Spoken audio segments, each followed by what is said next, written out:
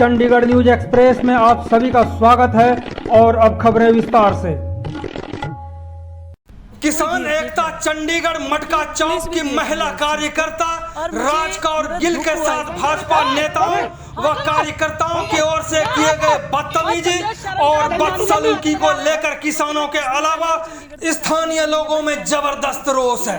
किसान एकता चंडीगढ़ ने प्रशासन को साफ तौर पर चेतावनी दी है, यदि 22 अगस्त तक भाजपा के महामंत्री सहित अन्य आरोपियों को गिरफ्तार नहीं किया जाता तो दिल्ली के किसान आंदोलनकारी चंडीगढ़ में एक बड़ा आंदोलन छेड़ देंगे और इसके लिए जिम्मेदार सिर्फ और सिर्फ यूटी चंडीगढ़ का प्रशासन होगा। इस संबंध में जब महिला किसान कार्यकर्ता राज कौर गिल से बात की तो उन्होंने साफ कर दिया उन्हें न्याय चाहिए।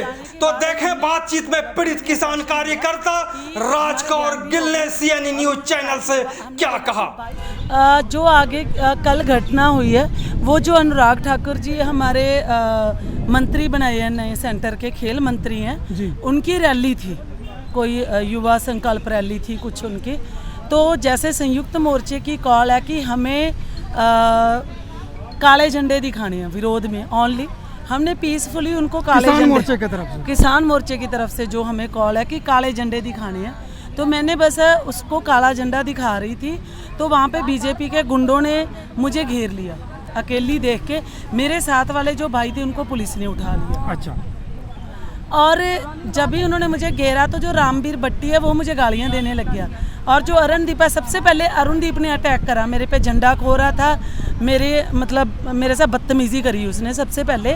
फिर जो नितिन गैला उसने पीछे से मुझे खींचा जोर से और मेरा झंडा भी छीनने की कोशिश करी और मेरी शर्ट में हाथ आ गया उसका, तो मैं गिरने लगी नीचे पीछे। तो जो रामवीर भट्टी है उसने तो इतनी गंदी शब्दावली बरती, जो मेरे ख्याल बोलने के लायक नहीं है, वो मैंने जो कंप्लेंट दी है उसमें लिखी हुई है। और सबसे निंदनीय बात ये थी कि कल पुलिस प्रशासन ने भी ये चीज़ नहीं देखी कि एक लड़की को कोई घेर के खड़ा है, क्योंकि पुलिस भी देख रही है उस चीज़ को। और मुझे दुख हुआ इस चीज़ का, क्योंकि मैं कुछ दिन पहले ही चंडीगढ़ प्रशासन के लिए बड़ी थैंकफुल थी कि हम चंडीगढ़ में सेफ हैं। जिस तरह कल की घटना घटी है इसके बाद आपकी क्या रणनीति होगी? क्या इसको लेकर के आप पुलिस में भी गए? रणनीति है कि हमने एसएसपी साहब से सुबह मुलाकात करी है, उनको कंप्लेंट दी है और उन्होंने आश्वासन दिलाया कि ज़रूर इस पे कार्रवाई होगी। और उन्होंने जो है केस फॉरवर्ड कर दिया डीएसपी साहब को, और डीएसपी साहब ने अभी हमें बुलाया था और बुलाने के बाद हमने उन्होंने आश्वासन दिया कि हमारे बयान भी हो गए हैं और उन्होंने कहा कि हमने बोला कि 22 तारीख तक का टाइम है, उन्होंने कहा कि 22 तक इसकी कार्रवाई ज़रूर होएगी जो बनती कार्रवाई है। और अगर 22 तक पुलिस प्रशासन उन पे कार्रवाई नहीं करता तो संयुक्त मोर्चा कोई बिग कॉल देगा और जो कॉल होएगी उसमें चंडीगढ़ में जो भी होएगा उसका जिम्मेदार चंडीगढ़ प्रशासन होएगा, चंडीगढ़ पुलिस होएगी। किस तरह की कार्रवाई चाहते हैं आप? मुझे तो इंसाफ चाहिए। हम कोई चंडीगढ़ में दंगे नहीं फैलाना चाहते, हम कोई चंडीगढ़ में अशांति नहीं फैलाना चाहते। चंडीगढ़ एक ऐसा शहर है जहाँ पे सबसे ज़्यादा पीसफुल प्रोटेस्ट चल रहा है। हम चाहते हैं कि जैसे हम पे कार्रवाई होती है अर्जेंट, हमें उठा लिया जाता है, हम विरोध करते हैं तो वैसी कार्रवाई उन पे भी होए। जो एक महिला के साथ यानी गिरफ्तारी चाहते हैं, गिरफ्तारी भी होनी चाहिए और जो पर्चा उन पे बनता है वो धाराएं उन पे लगे, जो केस उन पे बनना चाहिए। जैसे कि रामवीर भट्टी भी कह रहा है कि कल की जो घटना थी वो बेहद दुर्भाग्यपूर्ण रही है, इस पर आप क्या कहेंगे? मुझे तो सुना नहीं, सबसे ज़्यादा बकवास ही रामवीर भट्टी ने करी है। वो क्या बोलेगा दुर्भाग्यपूर्ण थी?